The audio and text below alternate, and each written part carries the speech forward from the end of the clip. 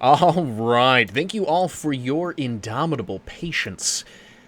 Here we are once again with Fancie's Fables. I know we missed last week and we missed you so dearly, but we are here now and we are very much excited to get underway. Lots of things have been bubbling up and now our party finds themselves in Sanctuary. But before we get to that, I would like to introduce all of you to our wonderful players. We have A. Dufresne as Kane, Art is my voice as Korak Tau, Kelp as Phoebe, and Bulletproofturtleman as Temmin. Our wonderful, wonderful players. I love you all, and I appreciate you. And you know what? It has been a hot minute since we've had the core four together. Holy shit, it has been. Yeah, we've had a lot of guest players, and by a lot I mean a handful, but we love them, and they've added a lot to this. But yeah, we're back to our original cast. And it just has me thinking about how long of a journey we've been on, and how much you've all been through. And so that's going to bring me to my question of our week, as is tradition. The question this time is, what memory would your character like to forget? And it can't be Phoebe's death, because we're all going to answer that. Damn it! Plot twist, Booker's death. No, I'm just kidding. I mean, hey. That's valid. I'm going to give everybody a moment here because I understand how traumatic that probably was, so feel free to think, guys. I'll buy you a minute. I didn't realize you were so conceited. All right, I'm going to kill you again. Fucking do it!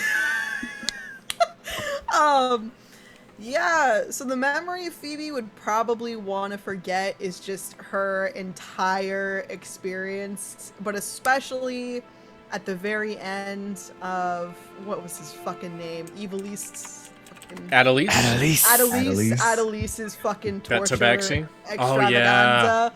Oh, Specifically yeah. the part where, you know, she's just trying to save this poor guy and she's watching her friends die in front of her again, and you know, she jumps in front of the axe for you know, one of these guys, and the arm, and just it's all a lot.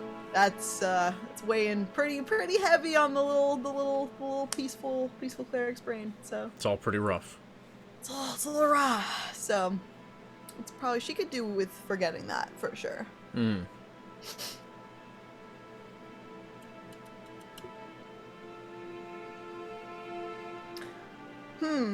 Next, we're going to popcorn it. Kelp, who's next?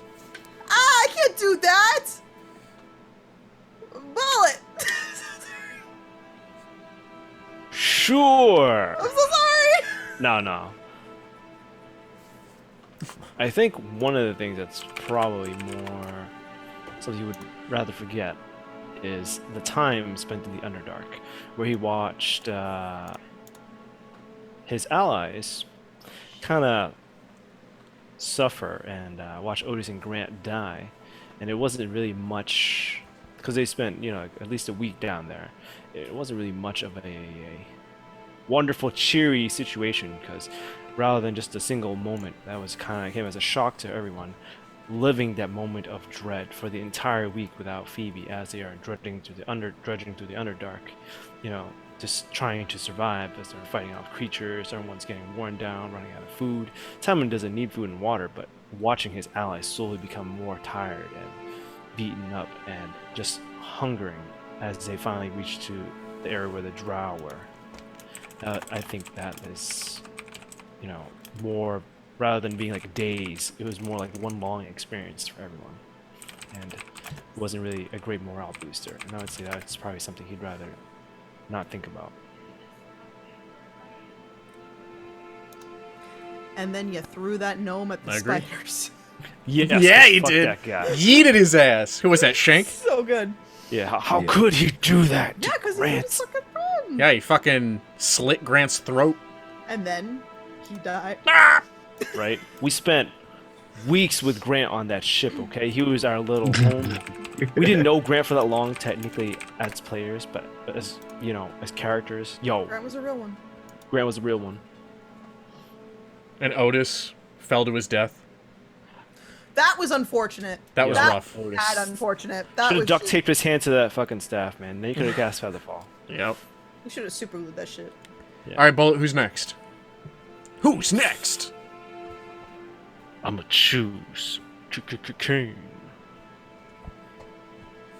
Okay, so obviously, if I could, everyone knows I'd choose Phoebe's death. But Kane, it's funny because if I could pick one thing through the campaign, there's more things outside of the campaign I think Kane would have wanted to forget. Even It's all just these things, memory, yeah. right? Like even all these things, these trial and errors he's been through with his companions. Like I don't think there's anything in particular he would like to forget. Like, you know, even when he tortured those guys and, you know, asked Phoebe to leave, even, you know, watching his other companions fall and more people falling, wars and stuff. He's so kind of like, he feels it and he carries it. Those aren't things he could erase because he feels like those would teach him with his future encounters and how he betters himself in these environments.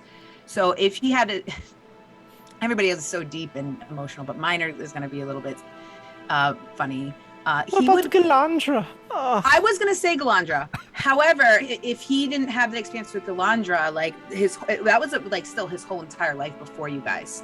So it would have been his whole entire life. He would have had nothing, and he wouldn't have been able to get to this point. So I think for me, or for Kane, it would be at the beginning of the campaign when his biggest weakness was the rats. And all those attacks, the rats just kept landing on him for some fucking The reason. start of the campaign, back when you guys were level 3. So if we could just forget about all the rats, that would be great. That's Kane's thing right now. That's your answer? Rat. Yeah, I told you it's not going to be the same because at the end of the day, like, it's necessary for him to have experienced it, and he can't erase one memory because it's so attached to the next or many more. It's what influences his next decisions. You just cursed it. The BBEG's gonna walk up and be like, "Rat face, motherfucker." It's gonna be Mushika. Mushika. I was gonna say if I could You don't fuck with If I could Mushika. erase somebody, it would be Mushika. All right, that memory. Mushika. We let you live. The and big that bad's was your Mushika. mistake. So Isn't the he rats. tailless now? Yeah, Didn't you someone rip off cut his tail? Yeah, I'm gonna kill him next time I You see him. fucking I told him great that. aped him. Why? I told him that. Because he's a fucking scoundrel. He ran tried to away- kill the kobold party. He ran away cursing us, and Phoebe's like, "I'll see you later." Like, can If change you him. guys didn't see that episode of Small Hopes when they were I can in fix him. Baldur's Gate, fucking Mushika tried to kill them. That's true.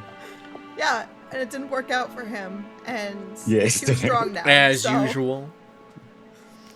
So, is my mic... Hey, guys in chat, is my mic, like, super loud? Because it's hitting the peak over here, and I just can't tell. I gotta turn you guys up a little bit.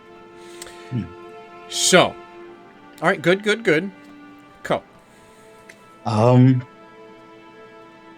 It's kind of similar to Kane's situation because like the obvious one for him to choose would be like forget his life in Eberron, but then that would leave him kind of nowhere in terms of his ambitions and what he does.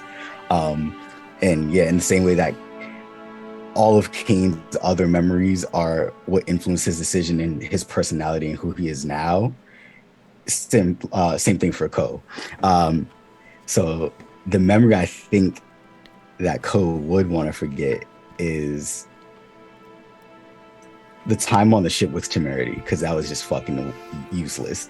Fuck that guy. Fuck that guy so much. Maybe not the entirety, but like a lot of the interaction with Temerity, just because of how Temerity is in his divulging of information. It's just like, we got shit to do. You need to understand this.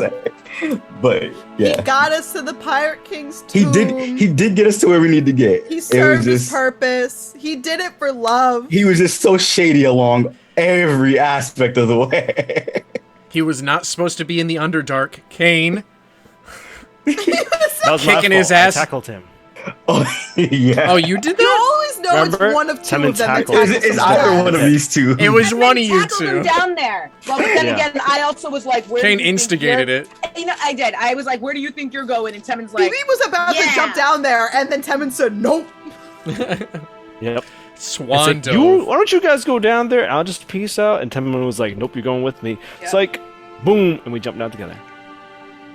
Can you qualify that as a jump? Yeah, I tackled him. I technically rage bum rushed him. You know, it's just similar. You sacked his ass. You jumped. He fell. Yeah. I mean, I had Featherfall, so and just in case, it would have been okay. You have Featherfall? Now I do. After seeing what happened to Otis, I was just gonna be like, no. picked up his staff. Hold my bluff. Let's go. I'm like, between the barbarian and the paladin, where the fuck is Featherfall? I have a 1-level sorcerer. Oh, Plot twist. all right. Well, now we're gonna get to our brief recap of last episode. The recrap. Crap The twice. recap of last episode. What is this shit? I mean, After barely surviving the Underdark and coming face to face with an ancient god, our party was rescued by a blinding light. That blinding light came to be revealed as Phoebe, in a new form, strong, mature, and powerful. They appeared far from the Underdark, in the high forest. The skies above them swirling with darkened storms, and a face emerging. Bane, very much aware of their presence on Faerun, demanding the final godstone that they had retrieved while in the Underdark. The party ran and was saved by Zale, the last rider. And he brought them all north to Silvery Moon. Silvery Moon being the final bastion, the place where all refugees that have survived the onslaught of the Zentarim and the Warforged have come. A place which very much could become their grave.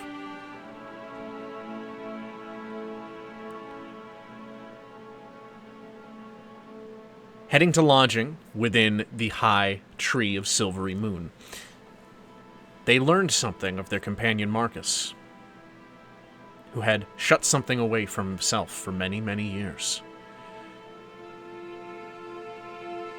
But for those details, you'll have to check last week's episode. Or our last episode, rather. But now, we will begin. The next morning, our party has finally been able to rest in a bed, finally able to have a decent meal, and finally able to feel the warmth of their friends once more.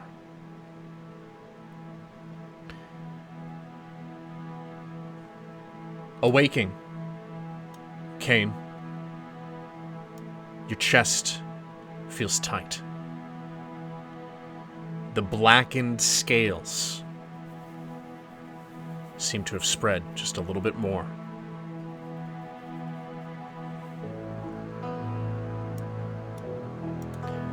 You all awaken to a golden sunrise. It pours in through the windows of the tree like honey. There is a scent of maple and of flowers. There is a peace.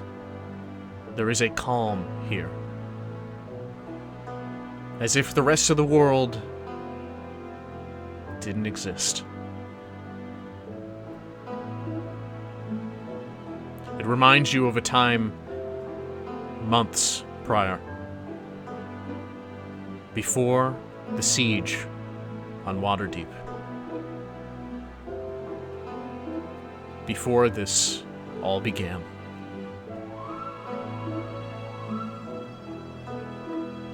Accompanying the pleasant scents of nature comes the smell of cooking. Bacon, pancakes, In the main foyer, with the attached kitchen, Temin and Sebastian are hard at work, making a good meal. Purple pancakes, yo. Sebastian's here now. What the fuck did he get in? Ashton does what he wants. Like, literally, he can do whatever he wants. Oh, excuse me. Phoebe, when you awake, you notice something. You have to jump from the bed.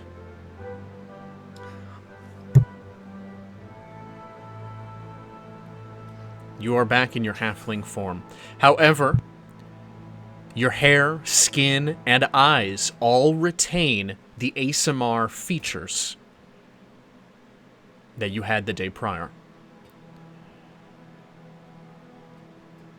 Your armor has vanished. But the robes you had worn before, the shabby, worn, retired robes, are now replaced with an elegant attire. One that shows strength and nature. A robe of Eldath. Green and gold.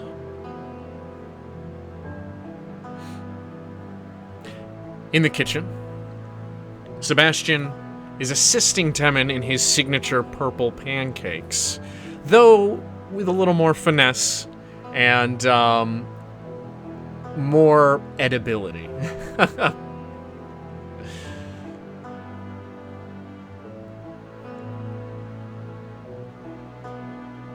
Thank you, Sebastian. Of course. It has been too long since I've been able to make you all a meal. And I'm happy that you're here to do it with me, Temin. Thank you. I think the others could use a taste of home Yes, after being away for so long. it is long needed. I think I need it myself as well. Pat him on the shoulder. Thank you, friend.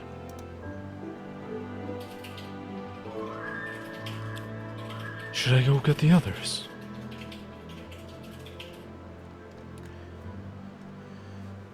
Yes, it shouldn't be too much longer before the food is ready. We're just about there. Very well then. I'm just gonna go off and wake everybody else up. All right. Temin, you arrive at Ko's room first. Thump, thump, thump. The door opens immediately. Good morning, Temin. Good morning, Go.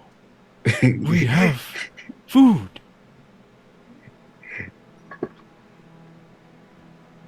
That sounds good. Did you cook it by Sebastian. chance? I just made the pancakes. Good to know. I look forward to the meal. Yes. And I'll go wake up the others and like start marching heavily towards King's room and stuff. Ko, what were you doing in your room before Temin arrived? So, I think,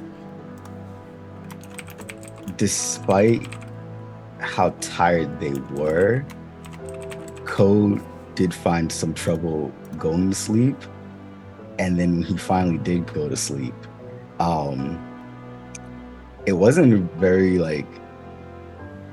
restful.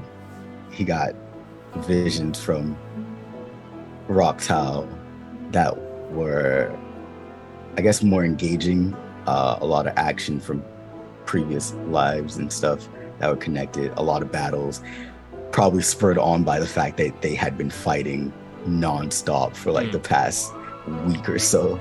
Yep. So yeah, when Those he shared woke, memories through the spirit of Rock Town. hmm so when he finally woke up,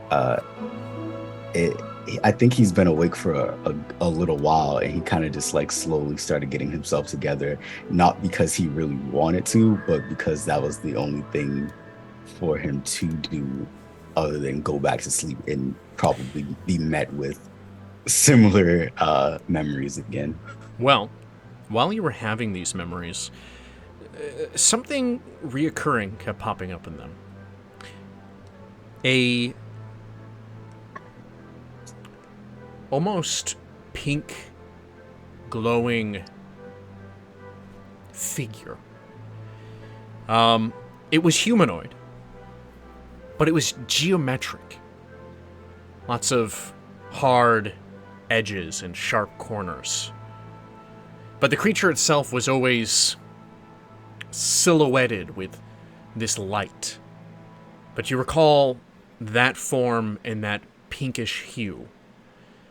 And maybe a female voice was familiar, but the visions are escaping you at this point when you try and grasp onto those details. Uh-huh. Okay. Would thinking back, have I ever seen a figure like this before? No. And it's not like it was placed strangely.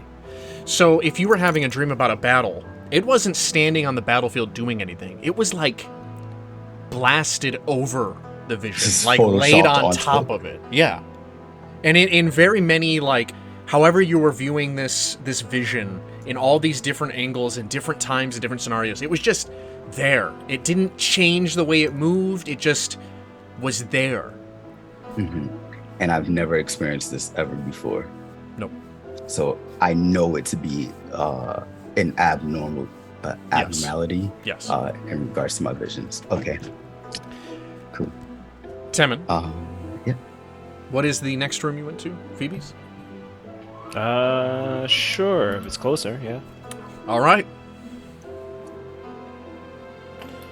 I'm gonna walk up to the door, but rather than pound on this one, I'm going to pause for a second, reach forward, turn the door slowly, and point at the door crack and cast message. Good morning, Phoebe, is what you hear like as it goes through the message. She's startled initially because she wasn't expecting she wasn't expecting anybody, but yeah, even a message. Oh, hi, Temin. Good morning. You can come in. And I slowly open the door. I was just thinking about our promise to send secret messages to each other. That's right. So much has happened. I almost forgot about that. We really have to do that more often when, we fix all of this. And as I open the door, it's going to be, oh, you're not big Phoebe again. I know. I guess it's only a temporary gift that my mom gave me. So I wonder if it'll come back. But I'm definitely not bad. I'm kind of miss being nice and small. Oh. I will have to remember that. What's going on? Are you getting everybody for the morning? Is something going on? Oh yes. Breakfast. Sebastian is making breakfast for us all. Did you make purple pancakes? Yes, I did. I cannot And Timon's all proud. to eat them. Can I ride your shoulders downstairs? Yes, I would be delighted. As he kneels down. She's just gonna kind of jump up and monkey crawl up onto your shoulders. Right. onto Kane's Onward. room, and then start running with Phoebe on his back. Okay. Like a couple of kids are super excited Yes. to be reunited. Yes. I'm sorry, Kane, there is a Michelangelo, knock at your Temmin is door. the ultimate. Sorry, I didn't realize he knocked so quickly. I thought the what would you was What would you him like to running. be doing? It was him running, but is there something you would like to be doing up till this time? Yeah, there is. Probably, like I said, Yeah. you know. You and Sarah. Sarah. There's a knock at the door. Just- There's a knock at the door, and Sarah answers it. See, yeah, like I'm just kind of like scratching at my chest and like thinking about like the scales and why it's like lingering. Hmm. And then Sarah can answer the door. Oh, Temmin, Phoebe, please come in. Oh yes. Good morning. Good, Good morning, morning. everybody. Oh, Phoebe, you're, you again? Well, I was me when I was a little taller, and I'm sorry. me now. I mean, like you were? I still Oh, of think you're course. cute. I didn't take any offense. No, I'm very honestly relieved that I can go back to being me. The height was weird. I wasn't used to seeing the world like that. I can imagine. I gotta say, I do feel a little bit braver wearing all that armor, though. I believe it. Not all of us can be so armored, she gestures to Temmin, and big and scaled, she looks at Kane. Now I know what these guys are talking about. Would you like some armor? Looking at Sarah. Sarah, we could totally put you in some armor. Kane, Oh. don't you think that would be great? I don't even know how to hold a sword. You I said you think have she to would hold a look sword. good. I don't hold a sword when I wear armor. I think the attire that Sarah chooses to wear is absolutely appropriate for where she stays safe. But armor is very safe. Yes, but Looking it's at also Kane. inconvenient when you have to live, you know, That's a okay, normal Temmin. life. There are people like me to help people who don't wear armor. Fair point, Phoebe.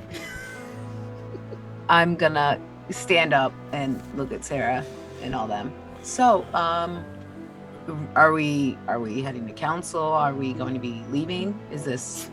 Food. Food. Sorry, we've been just so busy. I forgot there's rest involved. Phoebe's gonna lean into like where Temmin's ear is. I think they wanna be alone for a minute. Oh. I'm gonna take Sarah's hand and head to the door. Simon's gonna start like going, we have to go. Check on the food. Temmin like pushes past you to leave I'm already before going. you. Like we're I'm already already- down the hallway while you guys try to reason in the bedroom. Wow, they must be really excited about the pancakes, Temmin. Yes. Pancakes. Yes. We made plenty. Well, heading back to the main area, a handful of your companions are there as they, some are elsewhere, but some are still here. Lorasi is here, Mir is here, Ska is here, with Nazan, no Meepo.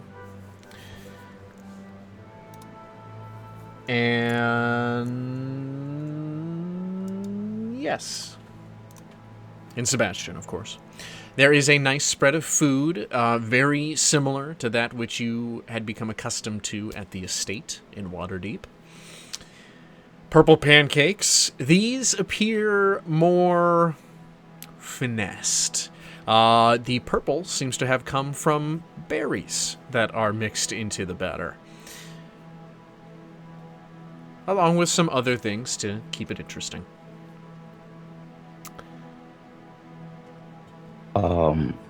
Having gone directly towards the kitchen / eating area, I would have been inquiring with Lorasi and Mare, Lo and Mare, about the pink presence in my visions, to ask them if they had similar ones at any point.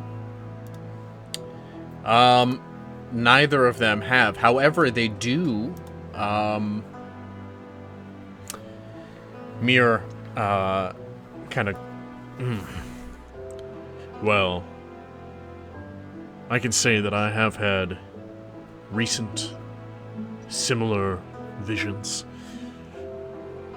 As hard as I try to keep him out of here, but it seems he wants us all prepared.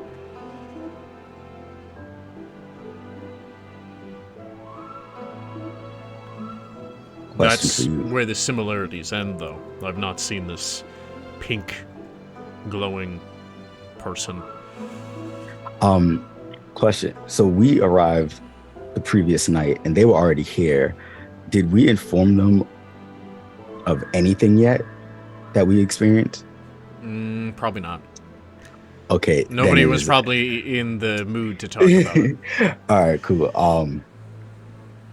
Well, it's probably because Lord Reese is here in this world. And how is that possible? I have no idea, but he's been inhabiting the body of other things, both creatures and, well, the body of a warforged.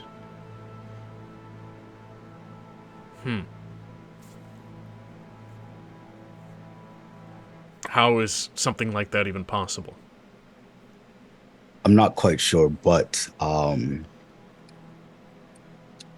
if I remember correctly from our battle with him, well, the multiple battles that we had with him, there was a blood-like substance. It was red, liquidy, sometimes a little bit of a mist, if I remember correctly, but it seemed to move with his presence. The sentience that I could detect from him, it seemed to be in tandem with this thing. So somehow he has either changed what it meant or what it means for him to be alive and to continue his existence, or he is transmitting it through whatever this is, and once it enters a suitable host, he can take over them. Either way, he's more of an annoyance than he ever was before. Wasn't there some information that you had gathered about Reese and this form of blood magic he was doing? Is that a question for me? Yeah. Ko was the infiltrator, yes? Yes, this is true. This is true. Actually, yeah, I don't remember player wise, but yeah, would that be a thing that Ko would have discovered at that point in time? Yes, we had discussed this. Oh shit! Sorry, it's been a while. That's all right. I'll refresh your memory. Yes, please. Back when Ko was infiltrating in Eberron, the Inspired, he was specifically the one to infiltrate because his connection to Rock Tau was so weak, so he was harder to detect by the Inspired. He had gathered information about some of the things that they were doing. One of them in particular, Lord Reese, a very brutal and just nasty Inspired, was looking into blood magic, and you had even witnessed at like a get-together him using it, and it was alarming to see. And you had also discovered he had a strange interest in Warforged and what it was like to be a Warforged.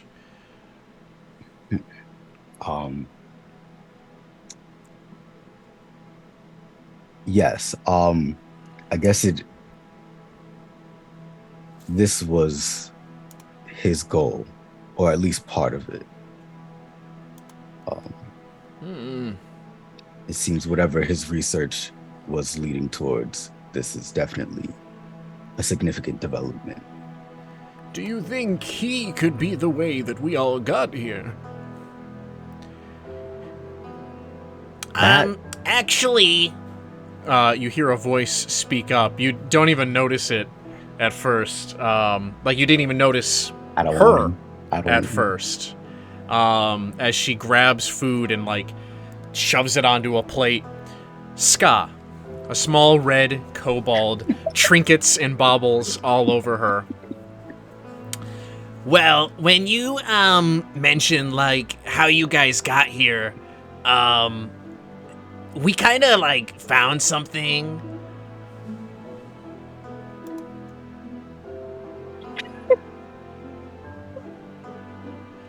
What is this? Wow. What is this? Wow.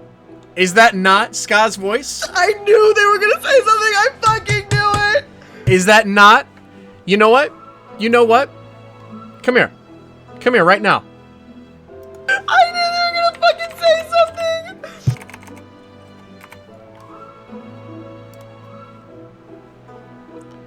Wait, is he about to pull her into the call? You.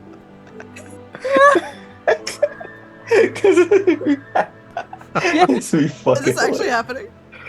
Oh hold my on. god. Let me get you into my AirPods. Hello? Fucking Grace. All right, Ska. Hold on. I have to share audio. Oh my god. You weren't wrong, it was just funny. Oh my god.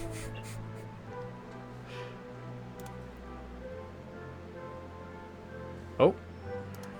Uh-oh. Hello? How do I share just audio? Show us all your I have no idea. secrets. I don't hear That is a this. good question. Go to advanced share screen, advanced sharing options. and then Computer just go audio. to- Yep. Okay, can you hear? I can hear you now. Okay, oh my yes. God. Oh Hey. my god. Can you hear them? them? I can just hear you. Well, you don't need to hear them. God, Okay, you can just have a massive delay. that's fine. Oh my Ska, god. could you fill us in on what it is that you saw at that castle in the mountains? I love this. Well, so there was like, oh, Okay, so the beginning, we got really lost. And then we found a room, and it had like there was like a chalkboard. And it had the secrets to life and death on it. And I wrote it down. She, I starts tore the book. rummaging for some paper. While she continues.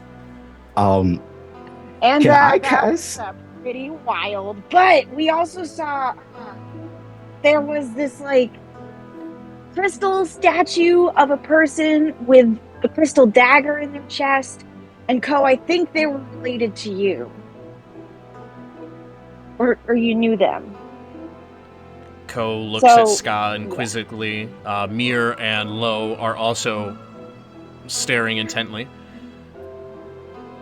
Yeah, I think they said that they were one of your companions, and somehow it was really unfortunate. They had gotten stuck there, and there was no way to free them other than to kill the life form that they were in, therefore releasing their soul. So we put them to rest. They did kind of ask us to, so we thought that'd be helpful. Thank you for sharing this information. Would you be willing to show me exactly it is what you saw? Thank you, Grace, for coming in for the moment to cameo for us. I gotta Grace, I detect fucking thoughts love on. you. She I can't hear will us. Shit. see you back in chat. You know it. I gotta detect thoughts on her if she's willing to accept the detect thoughts, so I can actually see the memories that she has of what took place. She accepts. And why don't we let Bullet, our DM of that episode, tell you what it is that you see in her memory. How much do you want me to go over? So as Ko prods and as Ska gives her memories, the board with the stuff of life and death as she pulls out the paper. So she sees that. And then the interaction with the Kalashtar. Yes. And just like the sigil and stuff, if you could. Alright, I'm pulling up the notes right now. Okay. Throughout her various memories, you notice that it is similar in some ways to some of the rooms of research when you had gone through the lower areas while we went looking for the tree that Bellic was guarding. Some of the stuff that was being researched by the Zentarim, and in a strange room, as you're getting glimpses of everything, you see different various test subjects of kobolds, goblins, humanoids, elves, orcs, everything that's disassembled, dismembered, and somehow put together with various Warforged parts, while none of them really whole. You do see, back into her memories, a male Kalashtar, one of your kin, that was on the table with a sigil or rune and various limbs missing. His left arm a mechanical prosthetic resembling the arm of a Warforged. On his neck a tattoo of a wolf's head with tendrils wrapping around it, the symbol of Roktau. And the ground around him inscribed with runes, arcane dagger emblazoned or embedded into his chest, crystallizing the blood around his wound. A very similar dagger to the one that you wield now. And some of the sigils within the memories of Ska, pretty much deciphering it as some type of teleportation magic used to pull him there, or rather, things similar to him. The chalkboard throughout the various rooms, going over different notes about life and death while they are researching stones and their powers. And the specific one in the room, in the chalkboard behind him, refer to Calcifer Honeypot's missing notes, with the line that points to A4, the final thesis of Calcifer. And something researching immortality. Thank you. Bullet? Thank you.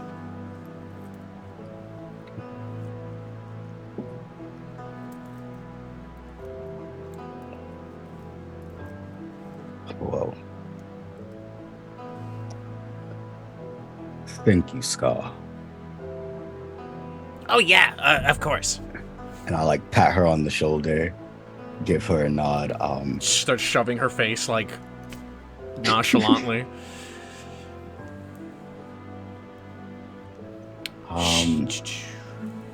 Yep. All right, that's a lot to unpack. Yep.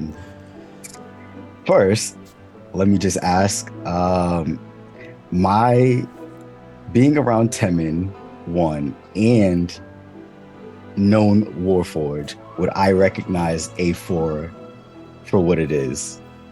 I would say you're all familiar enough. I mean, he was referred to it by Ardea numerous times, and Temin told you his squad's numbers were A1 through 4. Yes.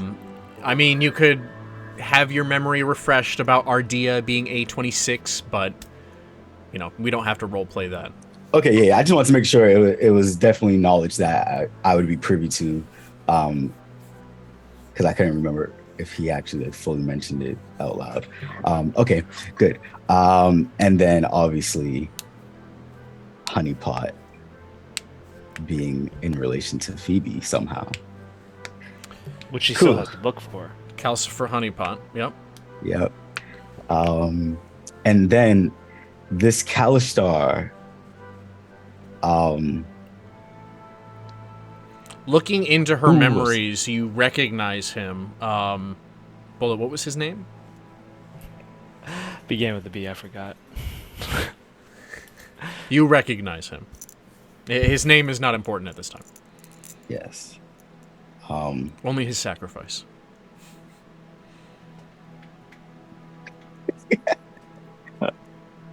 Well, But yes, I will let you unpack that and digest Yes. it. We'll say that you and Lo and Mir begin communicating with each other. The rest of you are all here during this exchange and eating the breakfast. It's quite some interesting information. And it's nice to see Ko and his brethren getting some information about the others, even though it is mostly sad information, it still potentially puts them in the right direction. But right now, as the rest of you eat your breakfast, is there any other discussion?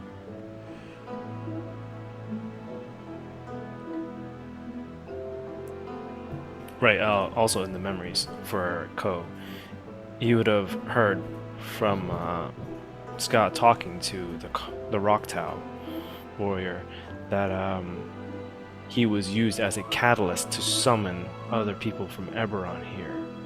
So that was your reason for being pulled into this world, gotcha.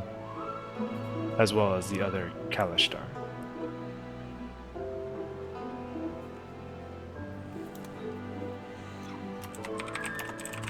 So much. So heavy. I haven't been sleeping well, and now there's a lot of information. I gotta go to the table and get some food and kind of Yep. mull this over.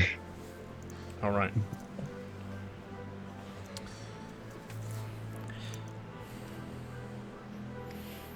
Okay.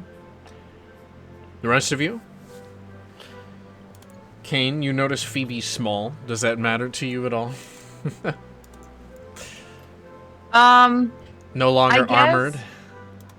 I guess it's kind of like one of those things like so Phoebe doesn't surprise me anymore.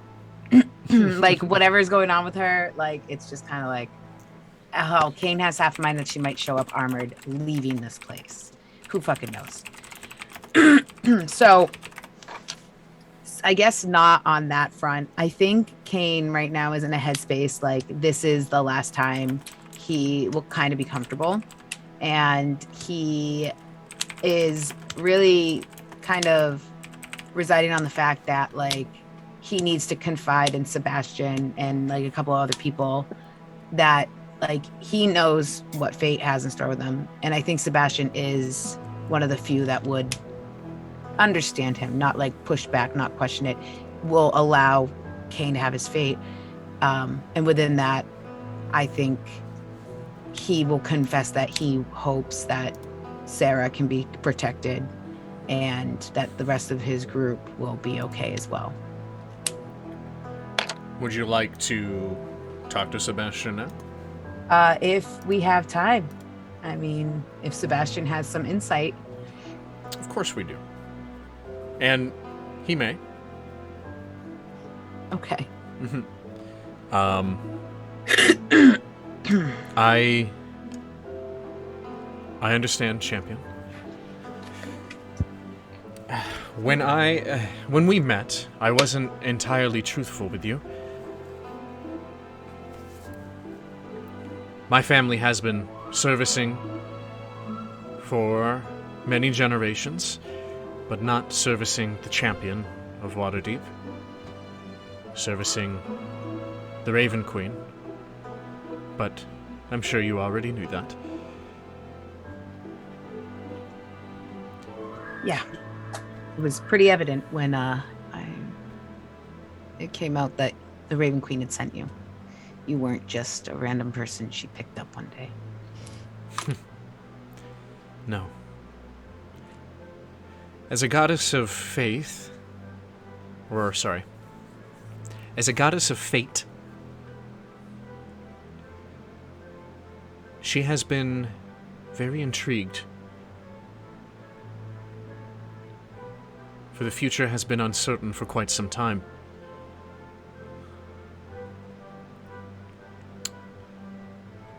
But ever since the gods began dying,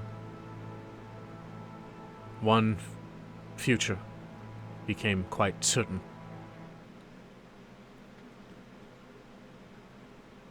But she can only see how it ends,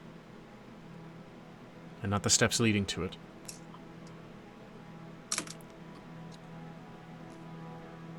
But given my position in the goddess that I follow, I am not so blind myself as to not be able to see how the champion of Waterdeep may be tied to this.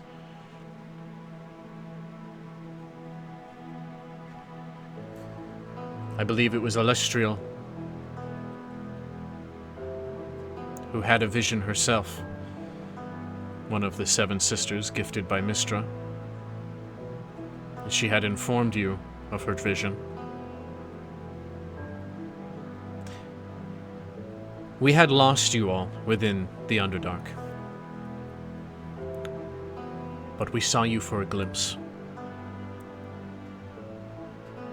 And what we saw, we still don't know how to react to.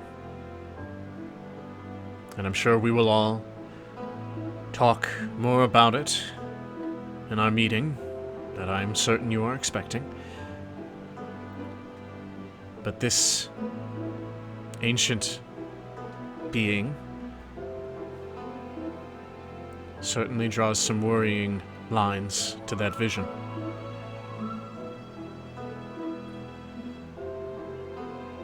And I'm sure that weighs heavily on you, champion. My friend. What weighs heavily on me is what happens after. I've accepted my fate. And I know you better than anybody else can accept fate for what it is. Trusting your queen like you do your whole life. So when I say I've accepted mine, I truly have. Whether that seals my fate or not, I'm not going to pretend that I can bargain with these gods that I've denied my entire existence. My problem lies in what happens after I'm not here. But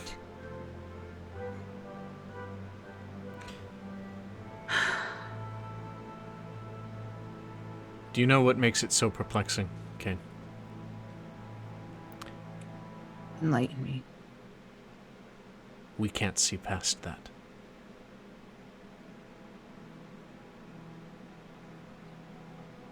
So everything rides on this. You have big shoulders, champion.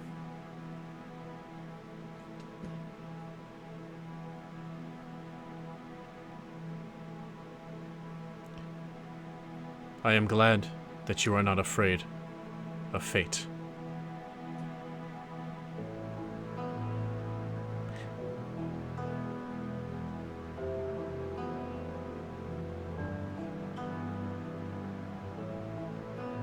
Whoever was in charge of this, just give my regards. That I'm glad it's me. Because these guys, and I'm gonna show, like, I'm gonna say, gesturing to Bullet and Co while he's working, and like Bullet being all, Temin being all Temin, and Phoebe being so small and pure. I'm gonna gesture to them like they have so much more to give. They have so much left. He puts a hand on your shoulder. Mm-hmm. And so do you.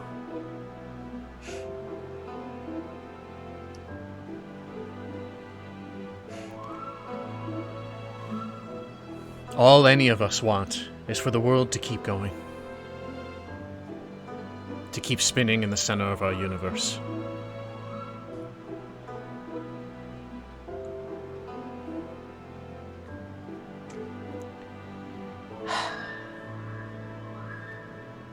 If there's anything you can think of that I can do to make sure Sarah and the rest of the group is okay after I'm gone, please, whether you tell them that it was my final wishes or whatever, make sure they have as much as they need. I will ensure it until my dying breath, Kane.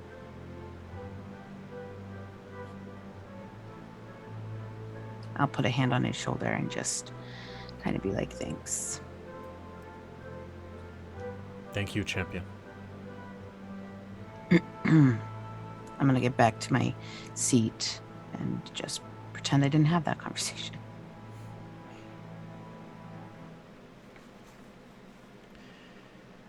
While Ash doesn't say anything, you feel his presence. And his energy feels like an attempt to console.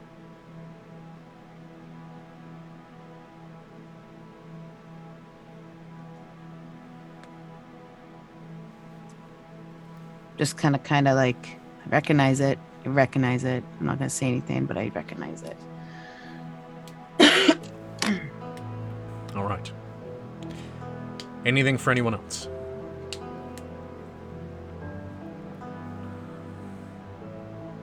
Okay. I will reach out to Temin and Phoebe. While Kane is away with Like- Sebastian? Yeah. And I will inform them that I have information that might relate to them.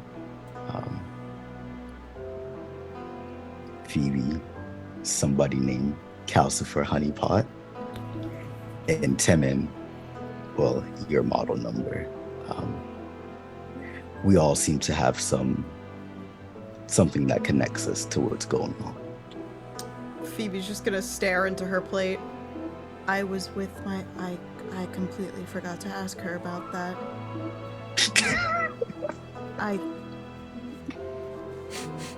Oh. I hope I have another chance. Could always die again. What, and leave you guys here? No way. That's No, why I I'm just forgot to kidding. ask in the first place. No, I saw you definitely guys getting don't. swallowed by goo when I was too worried to get back here. Now I'll It was never know who very- it is. Strange goo. Truthfully, it was these two that were getting swallowed up by the goo.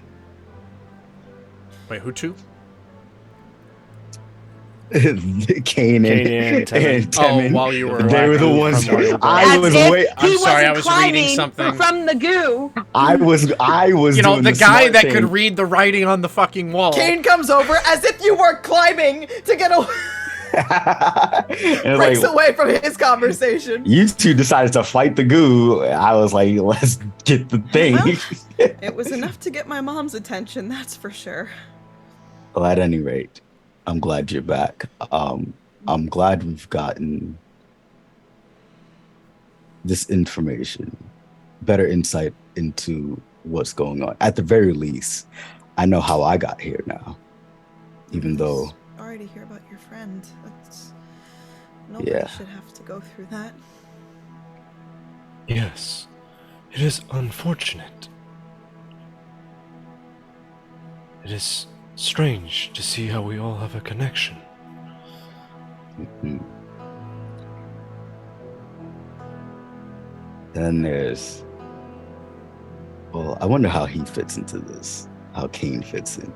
I mean, aside from us all being, champions of the Sword Coast and him being the champion of Waterdeep. I'm Our sure leader, Kane has yes. an idea Our of how leader, he fits exactly. into this. I mean, he's our leader, so that there's that part, but Mr. I'm gonna go die for a prophecy. Yeah, not on my watch. But Phoebe. He just pauses and looks at Phoebe. You also died. Listen, it was unplanned, and I'm back now. So, technically, fate did not stick to its own rules, which means we can break them. unless it was destined for you to die and come back just to save us when we were about to be killed by goo. She's just gonna shove more purple pancakes in her mouth. And At any rate, I did make sure I killed that cat. If I can be honest with you guys, Stop it! that was like a Galadriel Kane, you're moment. not there. I know, but Amanda is. Breaking the fourth wall. All right, was a sorry. fucking, I just had to have a moment. Go ahead. Go say what you had to say, Phoebe. What the fuck is your ex's name? Galadra? Galadriel? Fucking Galadra? Galandra moment. Oh, did we say Galadriel? Oh, my God. I did. I said Galadriel. Honestly, to be, truthful, even when he took my arm and I was alone with him and he made me see and put all those terrible things, and all I wanted to do was forgive him because I don't know, I feel like there was a lot of hurt to make him the person that he was. I felt bad for him. As she says that, Leave it to Phoebe. I'm gonna kind of like lean down next to her and kind of just like lift up her chin. Oh, she still has that wooden arm. Her prosthetic arm? Yeah. Oh, nice. Yeah, I'm gonna kind of like lift her chin up and kind of like tilt her face towards mine. I'm glad to see that even after death, you are still yourself. But we are still who we are as well, and we could not let him live after that. So And I can't fault you for that. To be honest, I don't know what I would do if any of that happened to you and I found out. I mean, it's different when it's me, but when it comes to you guys, I never want you guys to go through anything like that. I mean, go if you ahead. didn't rescue us, we would have been swallowed by that primordial god, the black ooze, and perhaps we would have died. Well, that was nothing. That was Mom.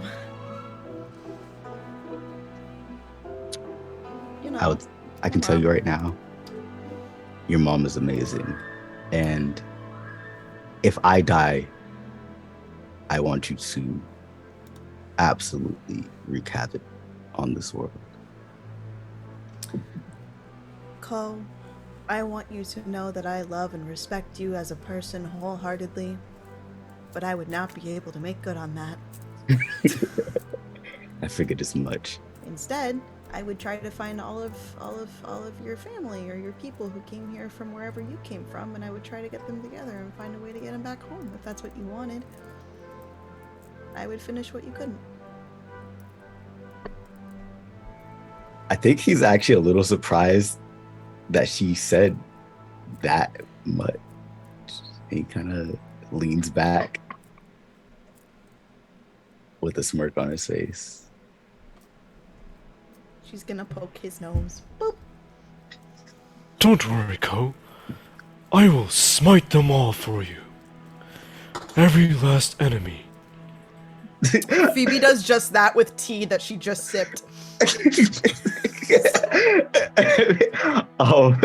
I think if there's like a drink on the table, I'll grab that and be like, my God. I appreciate that, Timon. And honestly, Phoebe, I'm a little surprised that you go to that extent, but it is befitting of you, and I'm honored by the both of you, honestly. I didn't think that this world had much to offer me when I first got here, but ever since meeting you two and Kane, there's been some promise. And I'll drink on that one. Well, you're a friend, Cole. That's what friends do. Right, Timon? Yes, Phoebe. Friends. Smite your enemies and get your family home. What are friends for? Maybe this we can work on this time, spider enemies. Kane comes back.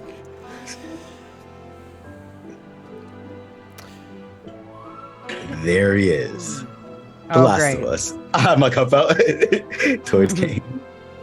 We were just talking about friendships and bonds. Well, of course you are. Phoebe's standing right here. Why wouldn't you be talking about that? Bye. Anyways, I think this has been a lovely breakfast and a great morale boost, and I will be leaving and you all will be staying. What are you no. talking about? It was worth a shot. He giving up so easily, though. He's been through this. We've been through this. Listen, I can stop you now with both magic and muscle. I'm not even gonna respond to her. I'm just gonna like look at her. No expression. No expression at all. Actually, nothing. Not even humor. Nothing. She's just Anyways. gonna smile. I was just laughing behind my cup, just like, what the fuck? Yeah, literally nothing from me. Well, as you all conclude your meal and and laugh at Kane's predictability, there comes a knock at the door.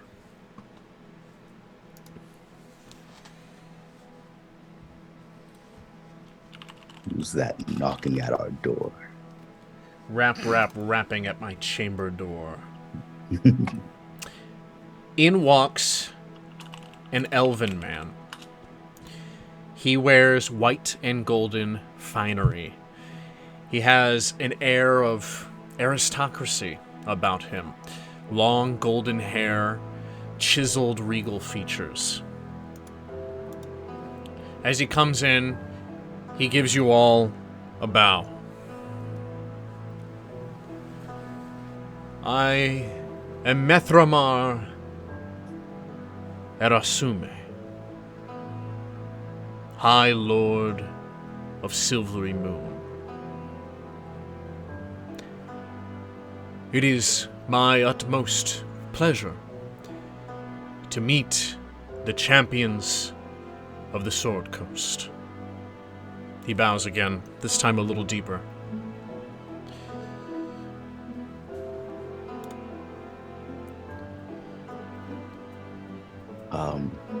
It's a pleasure to meet you, Methramar. The pleasure is all mine. It is not good circumstances that has brought all of us together.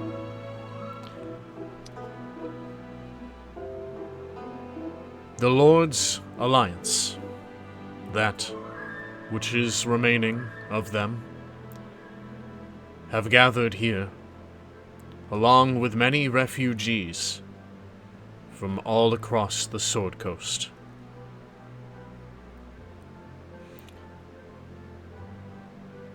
We would like to meet with all of you, discuss what happened in the Underdark,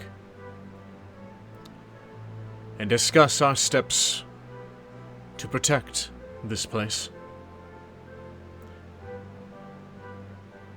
I know it has been some time since you all left Waterdeep last.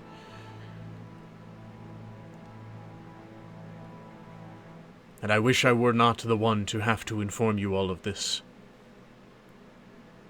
But we have lost Baldur's Gate. We have lost Waterdeep. And we have lost Neverwinter. Out of game, didn't Cormyr fall too, or no? Mm-hmm. Way to pour some salt in that wound, man. I know you were all there to see the siege in Cormyr.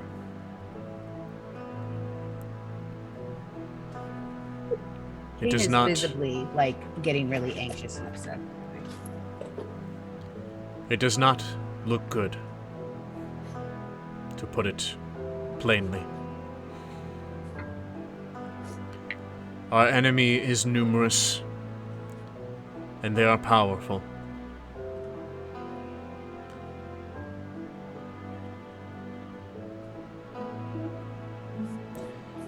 We will be meeting tonight.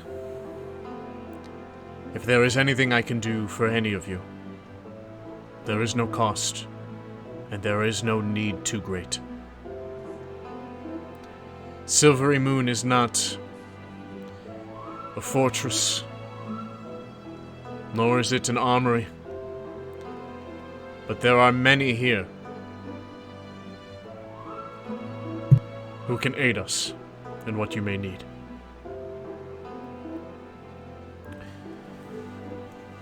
Now, I must return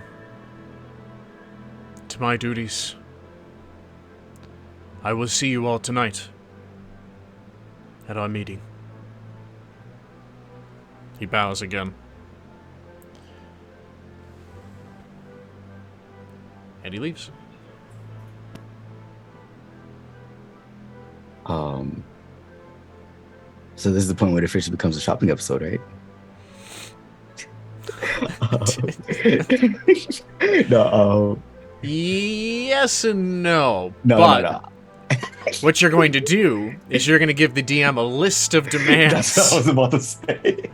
We will make a list. I will take one griffin.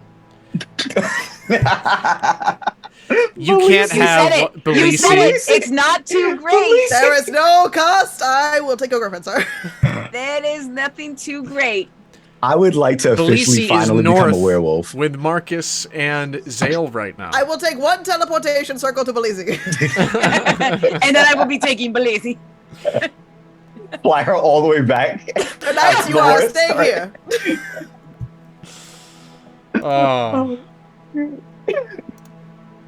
So, Oh.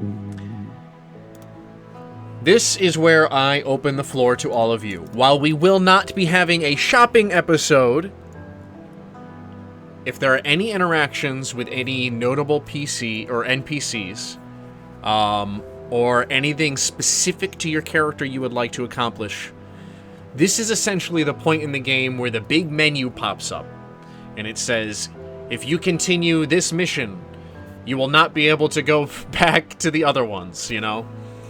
So, anything you all would like to do, I'll give you a couple minutes to think it over. Why don't we take a 5-minute break? You can mull it over, think about the interactions you want to have. I will bar guest player interactions.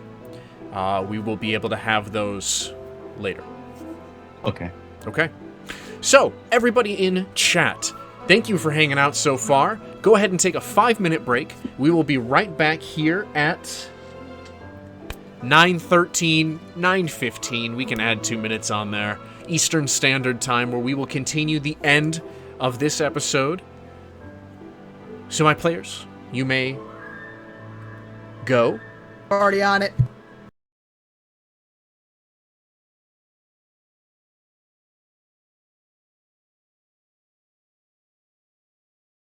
All right, let's get back over here. Yep. Get over here. Who was that? Don't worry about it. Is that Amanda? No, I'm coughing. Anyways, welcome back, everybody. I hope you had a good break. Now, in Silvery Moon, I will restate what you saw when you had arrived here. You are all in this massive tree. From the outside, you could tell that it was a structure that was not only alive, but lived in. Walkways around the outside. You found walkways on the inside. There are windows.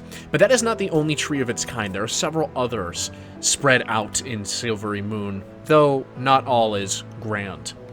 There are also traditional buildings made of stone and wood. Its architecture is ornate and divine. A lot of gold and white accents. Oh, we good? Did you hear me? A lot of gold and white accents. Mm-hmm. The people of Silvery Moon, you can clearly tell that this place is beyond capacity. While it is a wonderful place, and there are a lot of people here that have magic, a lot of people are going without proper shelter. They are, for all intents and purposes, in reality, refugees, as they have all lost their homes.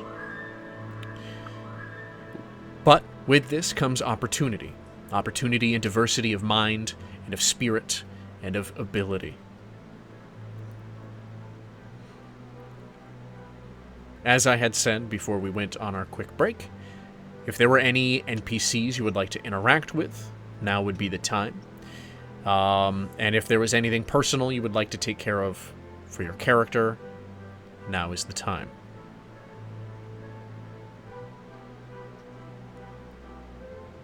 Who would like to go first, or would you like me to roll a 4-sided die?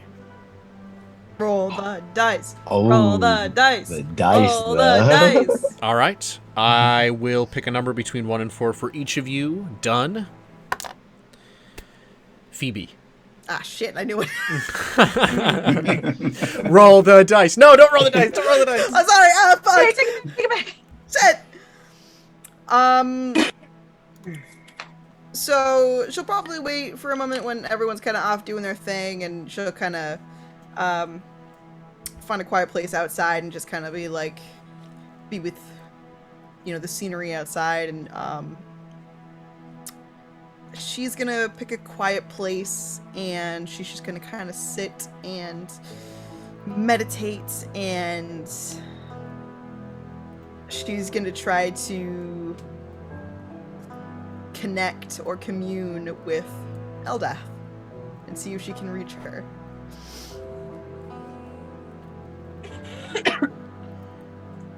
Okay. A quiet place would certainly be hard to come by right now.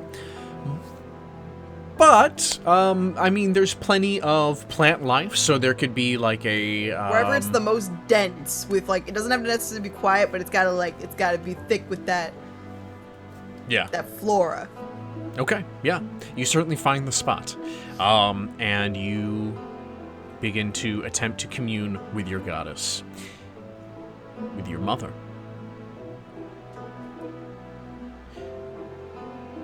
You feel...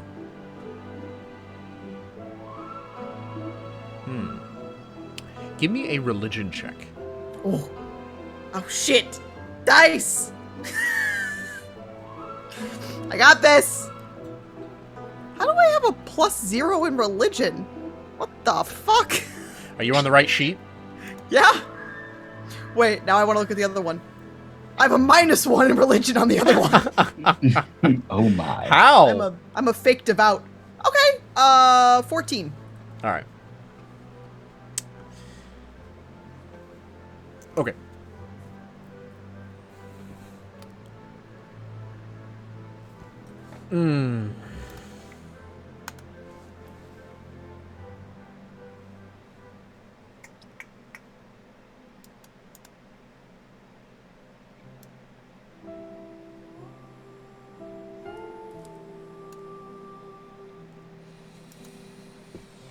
You reach out to Eldath, and there is a wall you can feel. Your connection with her is stronger than ever, but you feel that there's some kind of barrier that's keeping her from being able to come to you at this moment.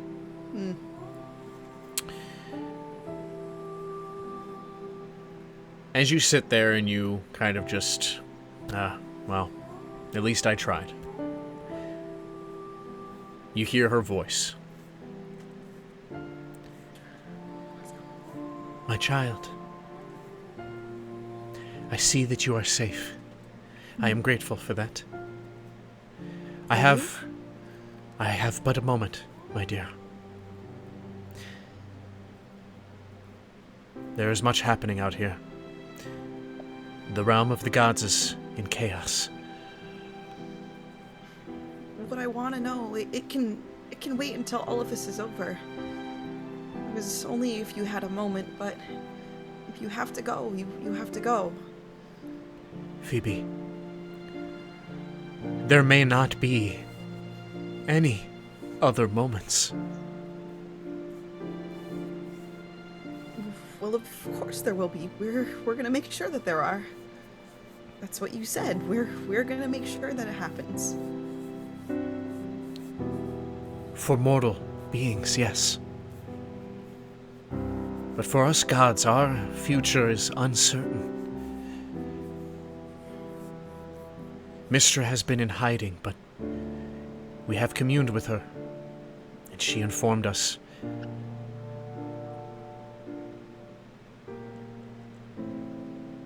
But Bane has come knocking.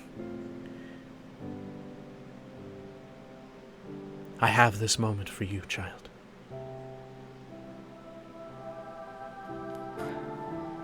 Well, it's not just the mortals we protect our own. We protect each other. You can't just listen to what she says. I'm not listening to what she says. We prove her wrong. And that is why we keep fighting. That is why we never give up. We do not just accept blindly. We have faith. We have faith that one day, and hopefully someday soon, peace will return to the land. Thank you for giving me back to my friends to make sure that happens. I did everything and more to make sure that your bloodline and your birthright was given to you. Now, please, child, tell me, what question do you have for me? I meant to ask you when I was last with you, but I just was worried about them. But Cole reminded me this morning, does the name Calcifer mean anything to you?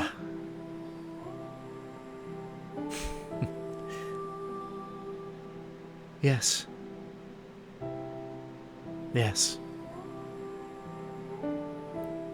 When times were more peaceful, very peaceful, in fact, that is when I became O'Hara. And I traveled and met many. But a halfling by the name of Calcifer, so inquisitive a mind, so blessed a heart. He loved life so much that he wished to give even more of it.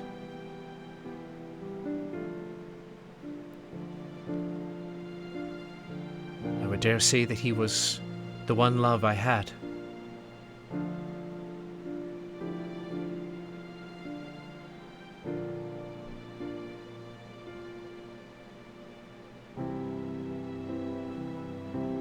As you are of me,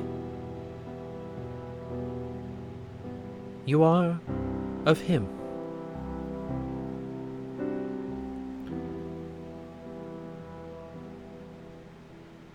But, unfortunately, he was driven by his ambition, and his research grew dark.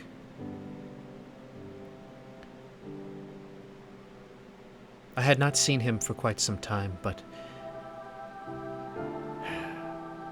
I will not delay any further. Calcifer was, for all intents, your father.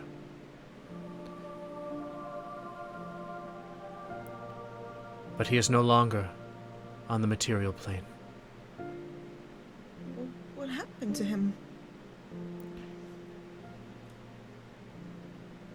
The very enemy we face took his life.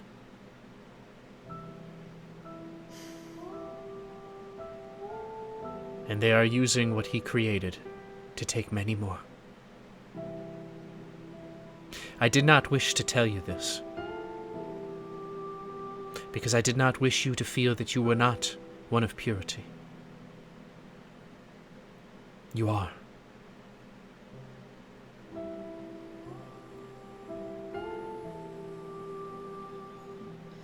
I never worried about that. I just worried about what you both worried about, I guess. Making sure that everyone lived peaceful and long lives.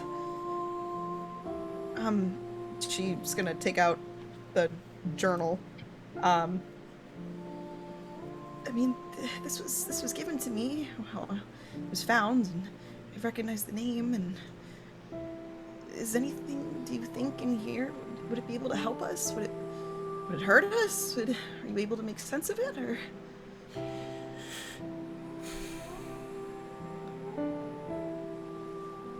I think that whatever should happen in the next few days, for the safety of this world, there should be nothing left of Calcifer Honeypot, save for you. Okay. I must go now, dear.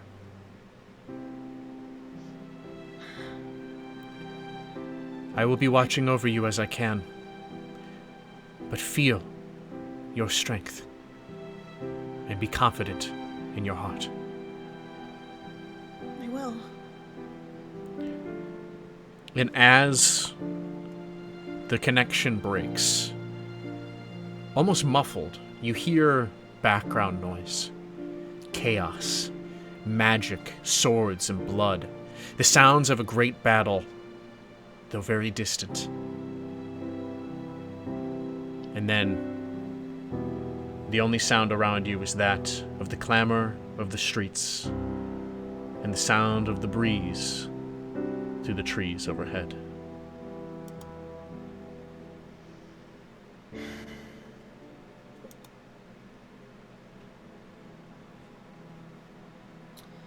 She's gonna look down at the book and she's gonna just watch as the binding starts to turn black and hot as she produces flame and burns it.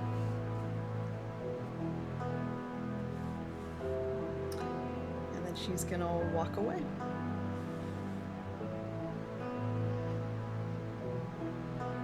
Powerful stuff.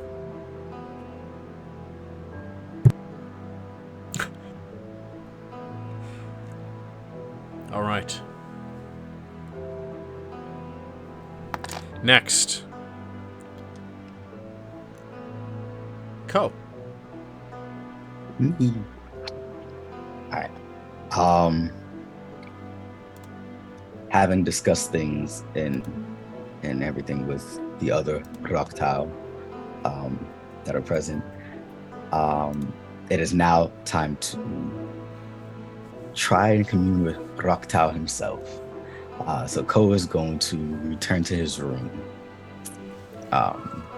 and begins to meditate and reach out to Roktal to inquire about a few things, but definitely the pink presence within his visions. Okay. 1 second.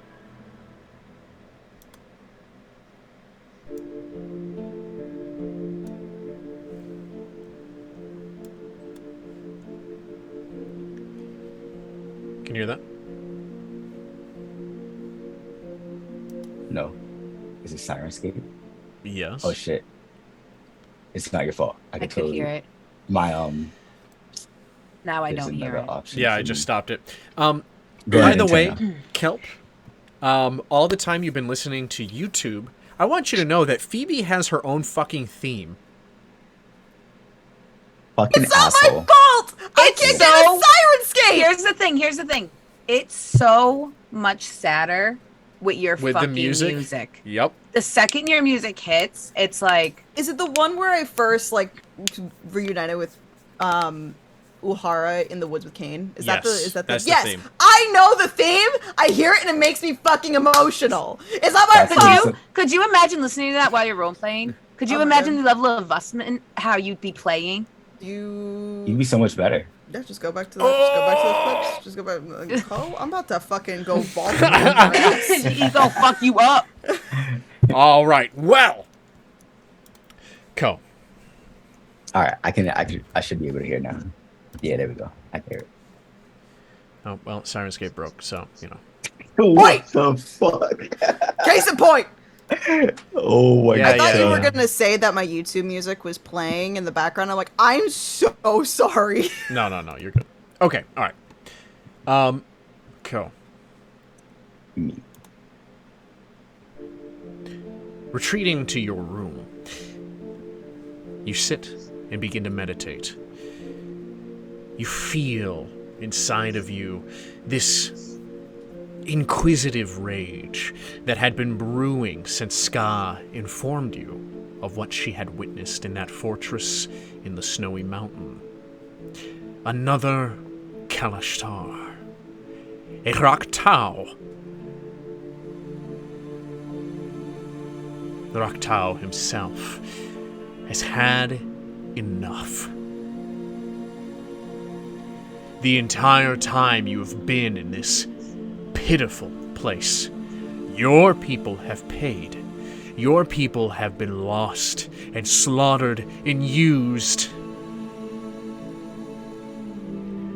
Your skin, your flesh, begins to rise as all the hairs on your body stand with electric intensity, as Raktau's rage begins to swirl in your mind. Shit, I'm going Super Saiyan, yo. You feel his presence, not only within you, but outside of you. Still in your meditation, your eyes physically closed, your mind's eye opens. And there, standing next to you, is a great, bestial, spiritual wolf. Tendrils undulating off of its back, eyes piercing white. Raktau leans his head down towards you, eyes staring into yours.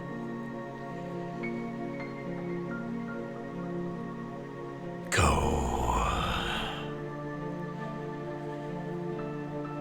For too long, we have been chasing our tails. For too long, they have been punishing us.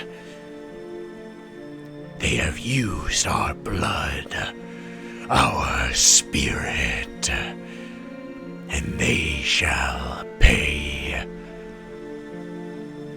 This inspired who dares to work against us with these new enemies.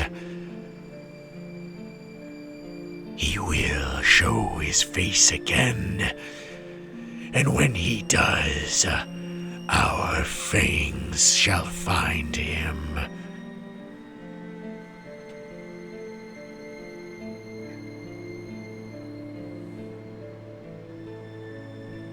Indeed they will. Rakta.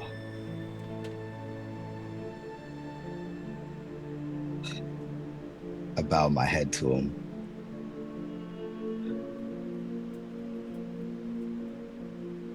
I have other concerns as well. Speak. Last night, in my visions, there was a new presence, not one of ours. It's shown in the form of a pink humanoid Did you sense it as well?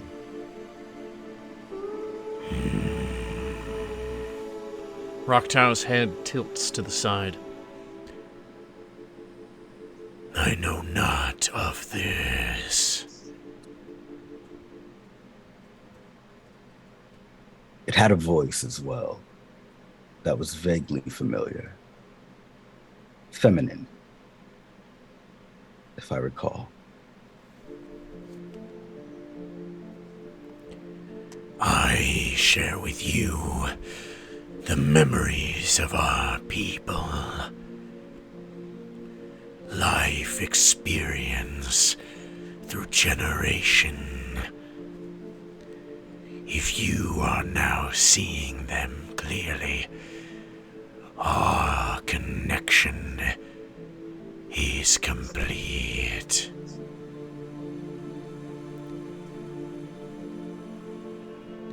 I know not of this female entity.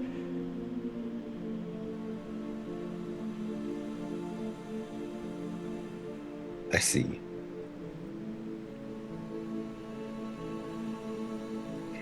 There's like the slightest kind of smile at hearing that Ko has reached a completed bond with Roxal, but it quickly fades as he looks downwards, as he thinks about what it means for a presence to enter his visions but not have been detected by Roxal. Yes, that is strange. Then may I ask this of you? To focus on my mind and be wary of any foreign entities that might seem like they are this being. I know not what they want, but I do not like the idea that they have a way to come between our connection. I think you misunderstand the grave nature of this possibility. You and I are one. Your mind is mine.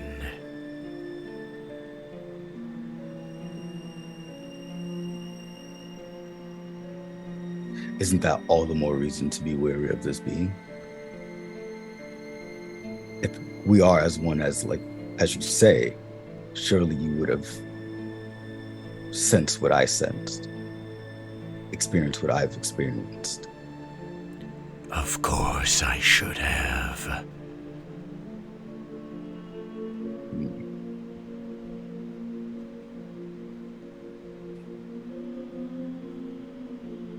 Go. Yes. Your mind lingers. That dagger. Is there a psionic manifestation of this dagger in the mental space? Yeah. Before you appears the crystal dagger. It sits at an angle, just affixed in front of you. As you look at it, you see the silhouette of the Kalashtar as you had seen through Ska's eyes. Limbs missing, torso grown over by these crystals, and dried blood crystallized around him.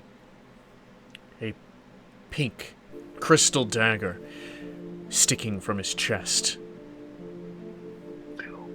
He vanishes, and the dagger clatters to the ground, And as you look at it, it is uncanny how similar it is to something you have been carrying with you for many months.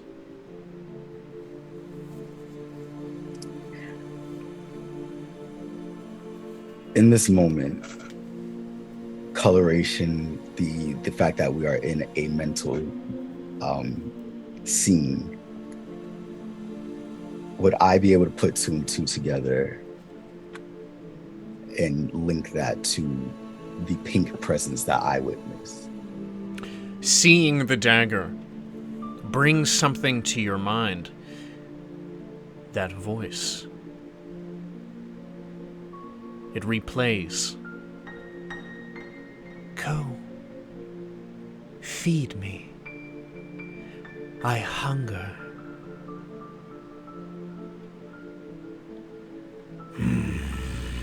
This voice. Yes. How long have you been hearing it, Go? It's been some time. How long? Out of character, how long has it been? Has it been like a few months? For a few months. This dagger you acquired in that tower. Yes, that's correct.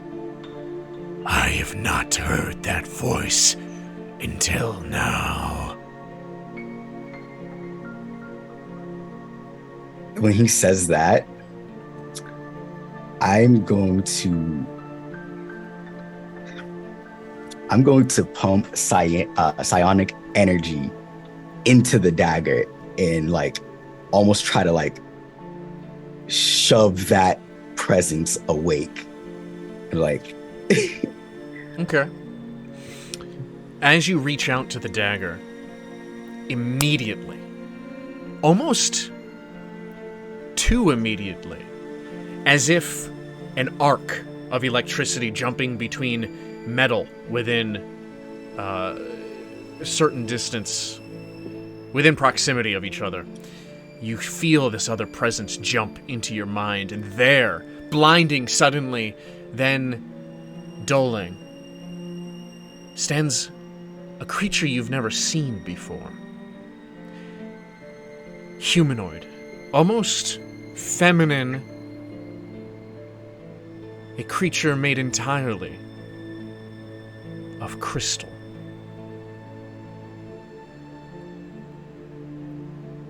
She looks at you and turns her head up to Roktau. Roktau snarls.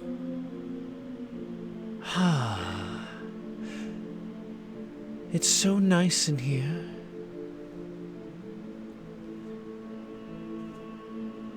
Explain yourself. What are you? I am merely a shard. A piece of something much bigger, much grander. She takes a step towards you, and Roktau puts a massive paw in front of you. I shove her back psionically, just like, not like fully, but just like, boom, just like, no. That's close enough. I mean you no harm, Ko. That might be true of you, but recent developments would say that whatever it is you are might not bid well for myself. See, I recently learned that something of your nature had to do with the death and manipulation of one of my kind. My nature, yes. There is much I do not recall For I am not as you see me now. I am but a piece. Ko, you should feed me more. Then I may complete myself.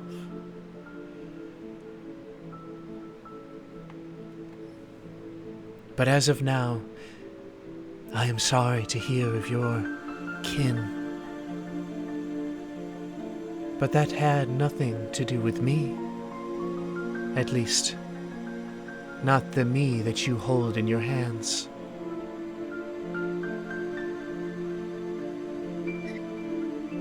But if you were to be in your completed state, then surely the part of you, perhaps, that did play a role would also be rejoined, and thus would be you. Correct?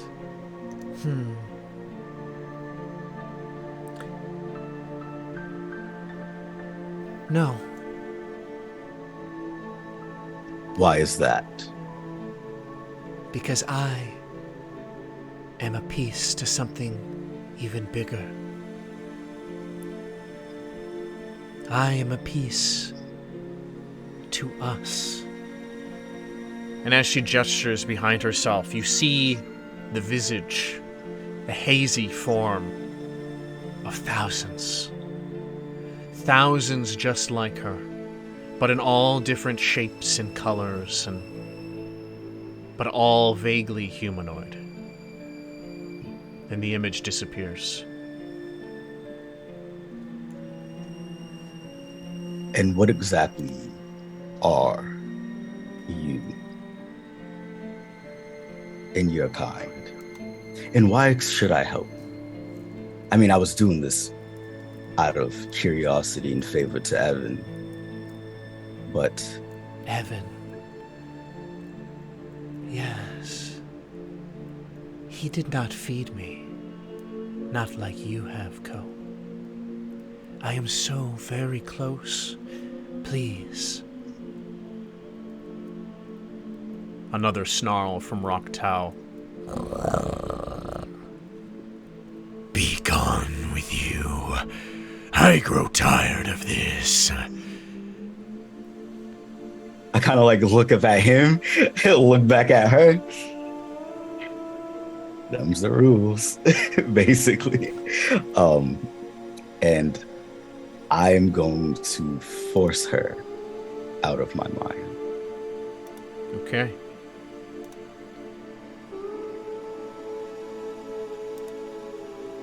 Be gone, thought. I say good day. And your meditation comes to an end.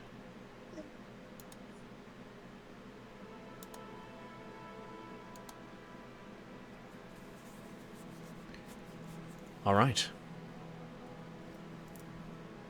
Let's see.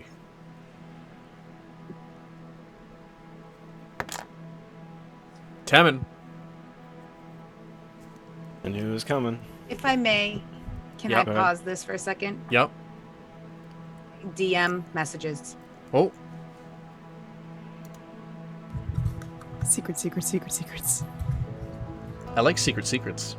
Man, I should have had some fucking tea before I did that shit. I was gonna say, my man, the voice work. Was it good though? Some fucking point. Mm-hmm.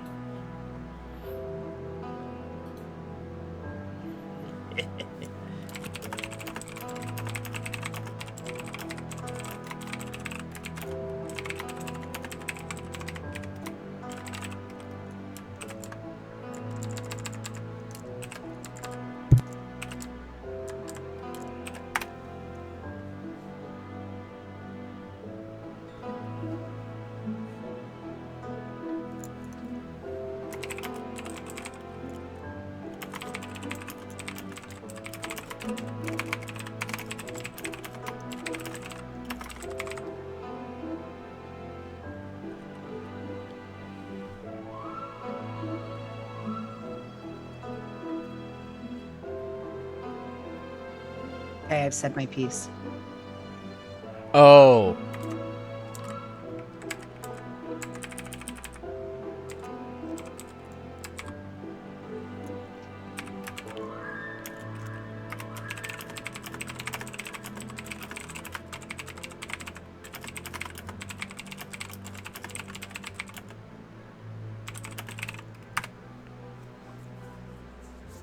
Oh, okay.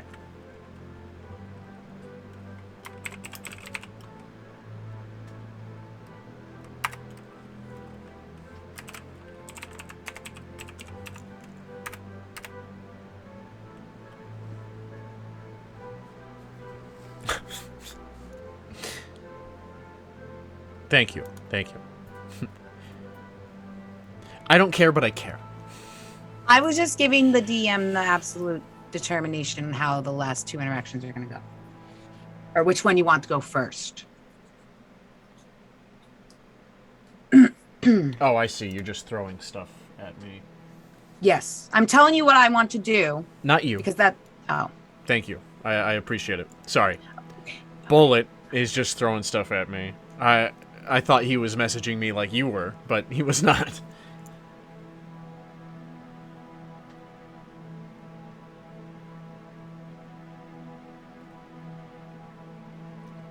That's interesting.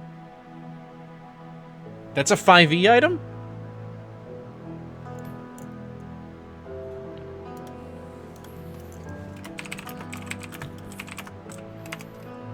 Yeah, I already told you. Never mind. Okay, that's cool. I didn't know that was a thing. Yeah, it came out with one of the new expansions. This is That makes the Feywild sense. That makes sense. one. The Feywild one, that was pretty dope. Because it has the big thing on sorcerers and stuff. Well. Temin.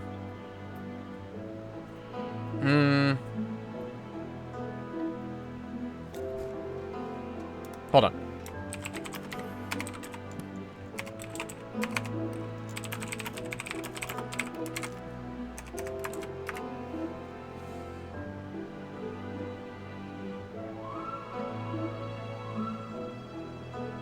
Oh, the okay. Yeah, we're gonna do that. Temin. Okay. Temin,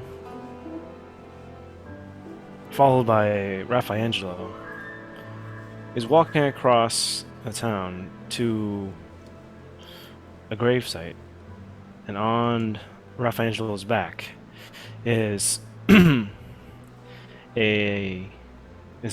are his two swords, some pieces of armor, and a helmet resting on Raffaangelo's back as he's carrying this, and Temin has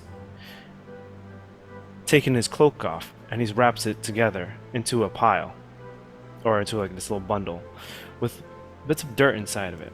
As he finds a small clearing away from people, you see Temin take out his greatsword and he begins to trace a circle along the ground. And after marking it with a couple of sigils, he takes the two short swords and stabs them alongside the circle, placing the pieces of armor into the circle with sigils and markings. And at the center of this circle, he has placed this bundle that is now unfolded, revealing the cloak that he normally wears, now folded out. And inside this cloak is a pile of dirt and bones. As Temin takes his greatsword and plunges it into the ground. It is time. I must ask of you one last favor. Julius, join us. It is time to right the wrongs. And I cast Animate Dead. A blue swirl of magical energy winds through the dirt and the bones and begins to pick them up as they stand one on top of each other, coming together in a lattice of bones and forming a humanoid shape. Through skull eyes glow blue lights. I present to him his armor as he puts on the helmet. And I come up, old friend. And I take my cloak and I put it on his shoulders. Many around you are watching. At first, they're concerned, but many of them dispel the others' worry. You hear mentions of, no, that's the champion. He's the good one. He's fighting the others. And right behind our Temmen, you see Raffaangelo. As Temmen presents to him the two swords. Jameson and Sputs to accompany you, and your old steed, Raffaangelo. The Julius reaches his hands out and takes the two blades, sheathing them, and looks at Raffaangelo, resting a hand on his head. He nods.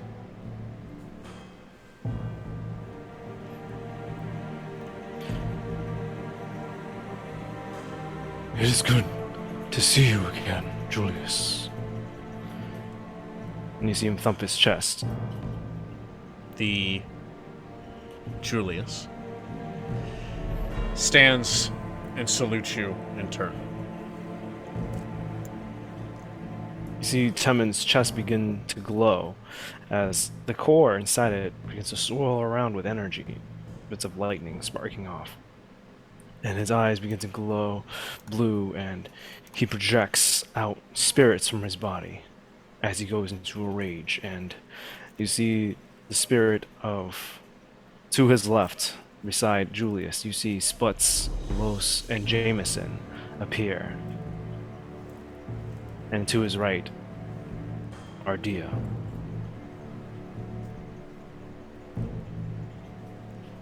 Together, we will see this to the end. All of the spirits, combined with Julius, salute the East Wind Battalion.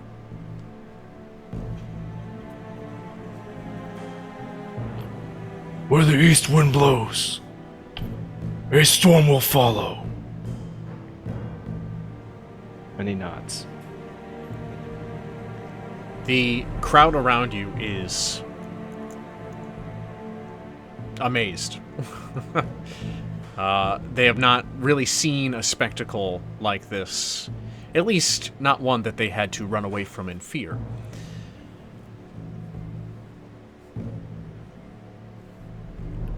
It's an unfamiliar response, to say the least. Temmen, you're certainly used to people not understanding you at the best of times, and, well, thinking that you are the enemy at the worst of times. But even now, with things as dark as they are, you can tell this place has the final light, and has the understanding of you. As a guardian of their lives, as a champion of the Sword Coast, and now, as the survivor of the East Wind Battalion.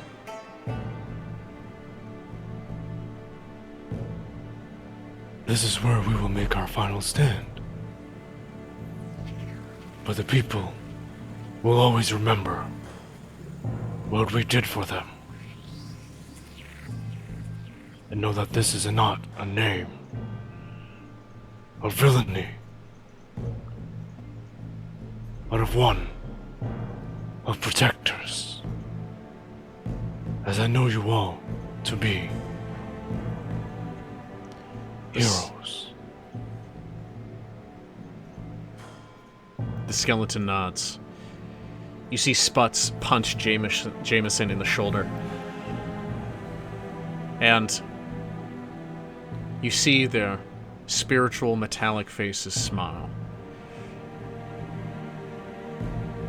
Ardia's spirit hand rests on your shoulder. His massive frame as he looks down at you and nods. His eyes a pure blue.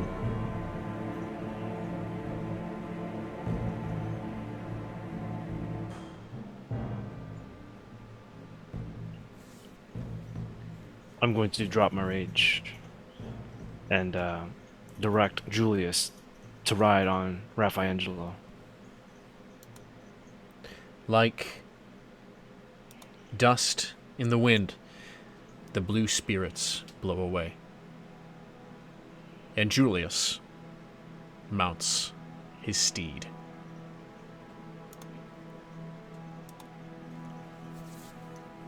And we're going to head back. All right. Prepare with the others. Well, that leaves us with one. One who is hesitant to hold his title. One who refuses to believe in any of this. At least verbally. Our great leader, though he'd never admit it. Kane.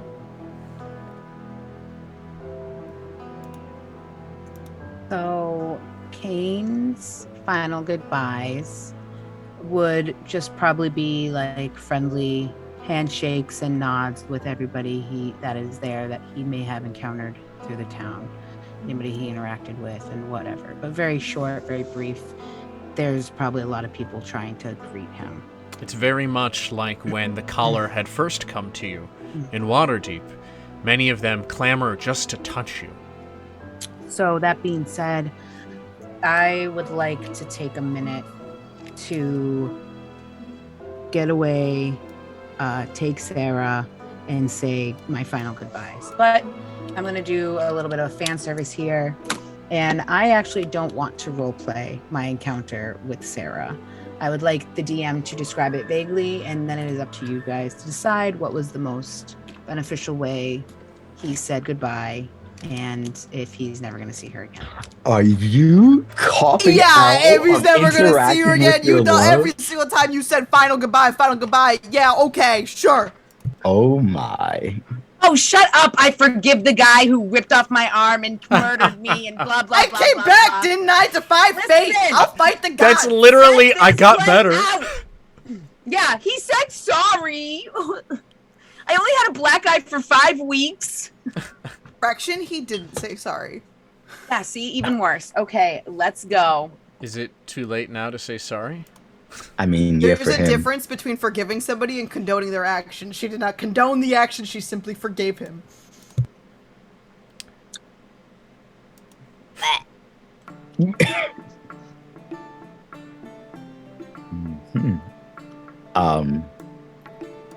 So I you for can one be do not like this cop out, Amanda. You can totally be Kane, and I'll just be Sarah, and we'll just roll. Oh my god! Oh my yes. gosh! Yes. I'm just kidding. Wait, how did the And DM get out of Galadra this? walks in. Oh my Wanda's god! among the refuge. A Oh twisted my God. fanfic. Xavier, make it like a wild soap opera. Just bring us for a ride. I want And then this there's like the shit. Spanish baby mama comes in and Two starts S. smacking people around. Pregante. This is a Spanish fucking telenovela, okay? Exactly. And Go She on, gasps really- and slaps you. Xavier permitted it, so. Puto cabron. It's really Kane's, lost child he never knew about. Oh my god. Oh my Don't god. able this shit on me. Don't able this shit on me. Abel, my boy. Hold on. I'm not gonna use that music. It's a little too upbeat. I mean, upbeat's good, but not like that.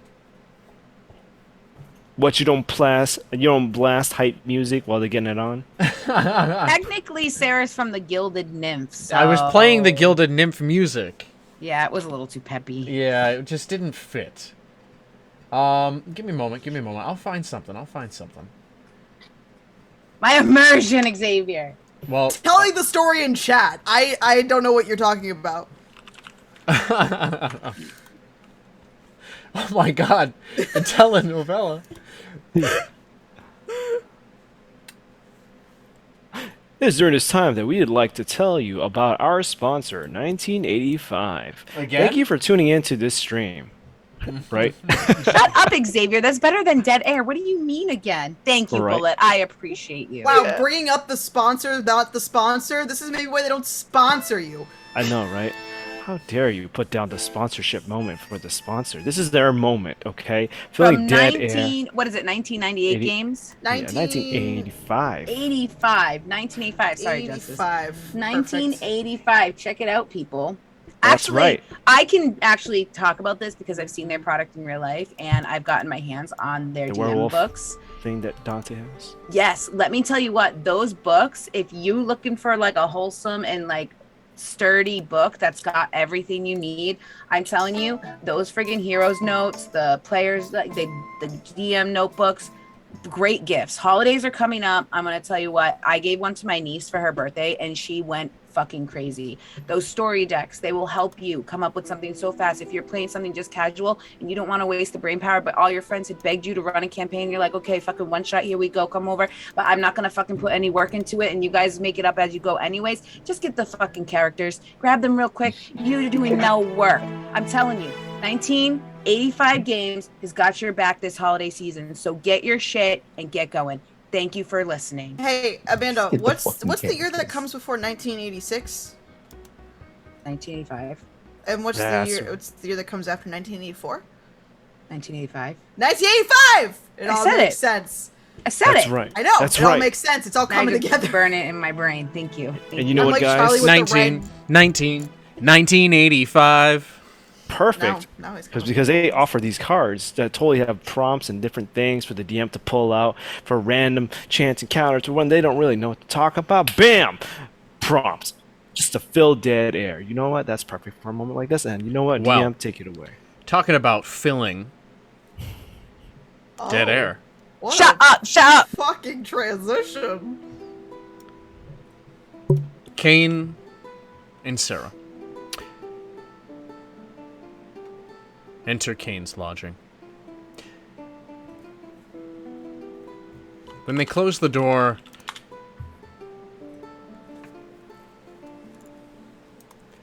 they look at one another. There is a somber understanding in the exchange. And as Kane begins to turn his head away, feeling the weight of everything, Sarah grabs his chin, turning his face towards hers. She holds a soft, warm hand on the side of his face and stares into his big blue eyes. She smiles. Same way she always has through the years of seeing him. Ever since he had saved her life and brought her to the Gilded Nymph.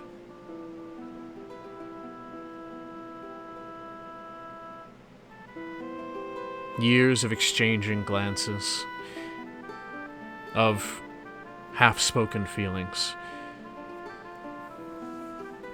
and of control. But now, all of that is far, far behind them. And Kane is the master of his life.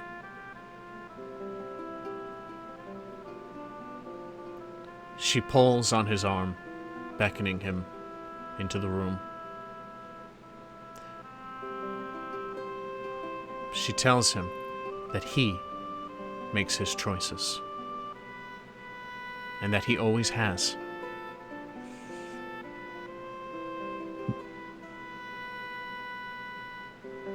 Kane, you've always been the master of your own destiny.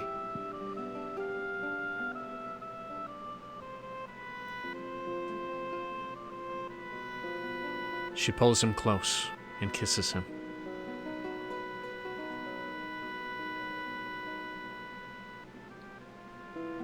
For this may be the last time they may be able to embrace.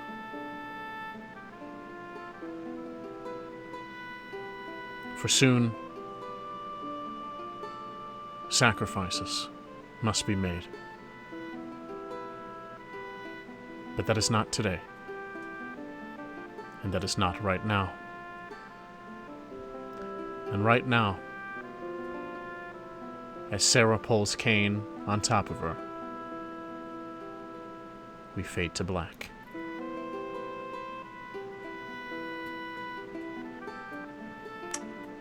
Didn't realize Sarah was such a top. Damn. Yeah, she is! And that is where we are going to end tonight's episode of Fancie's Fables. Wait, what? Did you have something that you needed to do? Oh no, I just... She's all hot and buttoned now. She's like, I wanted more. The fanfic. No, I was just the set. Never mind. I don't know. As Galandra comes in and interrupts them. I would Oh my tell god. it obey like Galandra just does. No. Galandra used disguise self. As Sarah walks into the room. This is the right. You know what? Bullet, we're writing our spin-off. This is the sauce right here. And this is how Galandra ends up with, I got your child, Cain. Oh my god. Well, I appreciate all of you. And I thank you all for coming in tonight.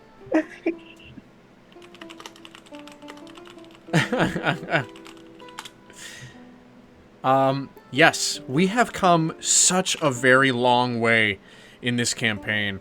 And I just want to thank all of you that have been here. I know if you have not been able to catch every episode, it's been a long journey. But just you being here when you can, we all appreciate it very much. So thank you from all of us. And thank you to my players. As we near the end of Eros, we will have only a couple episodes left. I do think that we will be taking next week off because we have big plans for the finale of this series. And I am so very excited to bring it all to you. So please, make sure you are following everybody on the screen right now on everything that they have. Make sure you check out my Twitter in the coming week for updates on when we will be going live for our special episode.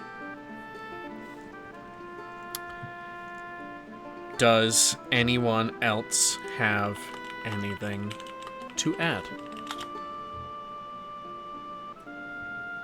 Well, that's real easy. Because until next time, all you need to do is remember that every episode we end with a riddle or joke from Temin. Right. So, it's very simple. Sorry. Didn't mean to... No, is this the best? It was so good! You know I always get caught up in the ending. I always, it's great. every It's great. time. It's great. So here it is. To help his halfling companion stay cool, what did the large barbarian cast on them? To help the halfling stay cool, what did the large barbarian cast on them?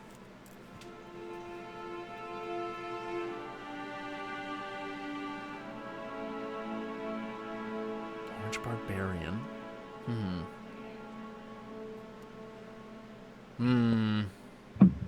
Cone of cold. I don't know. That's Cone of cold. That's the only cold thing that's coming to my mind right now. What? His shadow. Oh my god! God! Oh! No. That's really good. That's really good. That's really good. So when are you going on tour? Is the question. Drops the mic. That was really good. That was really That good. was good. I think that one might be my favorite. I don't even think I can follow up on that. I think we just have to hit end stream. Boop, bye. Thank you, as always. And until next time, everybody, stay fancy. Stay. He said it. He said it. He said it. He said it. He said it. He said it. He said it. He said it. He said it.